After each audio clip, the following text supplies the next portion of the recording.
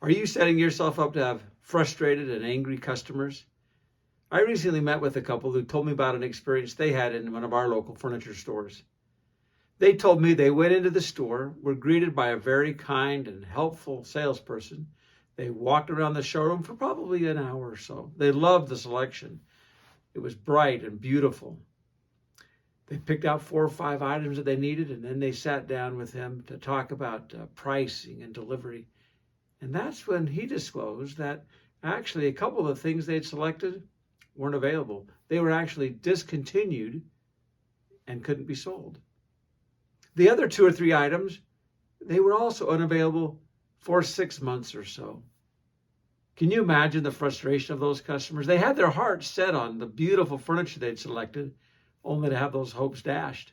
They told me that they quickly left the store, went someplace else, found and actually purchased what they wanted, and then they made this pact with themselves.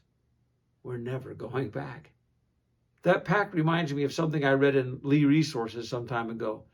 They discovered that 91% of customers who have a bad experience do everything they can to not return.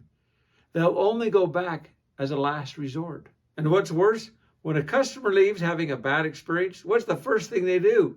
They go to social media, they tell their friends, they type up their story in Facebook and Twitter. They want to make sure nobody else has the same bad experience. Unfortunately, they rarely do it with good experiences, but they seem to always do it when they have a bad experience. And when they tell the world, they not only take themselves out of the future equation, but they take other customers out of the future. So I want to share with you a couple of ideas, some things you can do to make sure that your customers don't wind up part of that 91% who never want to return. The first thing you should always do is find out the timeline of your customer. Ask, how soon do they need the product?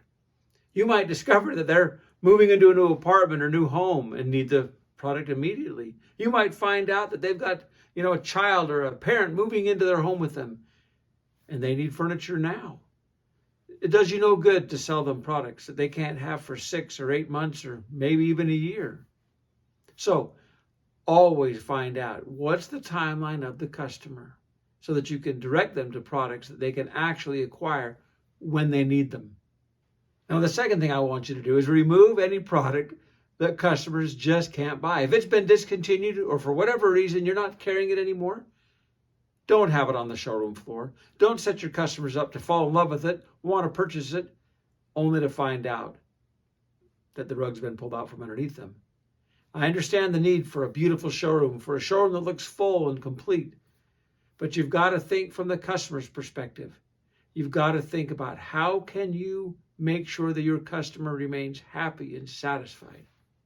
So, products that have been discontinued, take them off your floor. And lastly, I want to recommend that you label your products according to their availability. You might consider that anything that's available right now or in the next 7 days, maybe you put a big green dot on the label. Products that won't be available for maybe the next 7 to 30 days, maybe they have a blue label. Products that won't be available for 30 to 90 days, maybe that's a yellow label, a big yellow dot. And finally, products that aren't available for 90 days or longer, give them a red dot. This way, your customers and your salespeople will quickly know which products they ought to be paying attention to, which products they can buy now. So they can work these things into their own timelines. So again, as a quick recap, make sure you always find out the timeline for your customer. Second, remove discontinued or unavailable items. And third, label your items according to their availability. If you'll do these simple 3 things, we can reduce the odds that your customers, will become part of that 91% who vow to never return.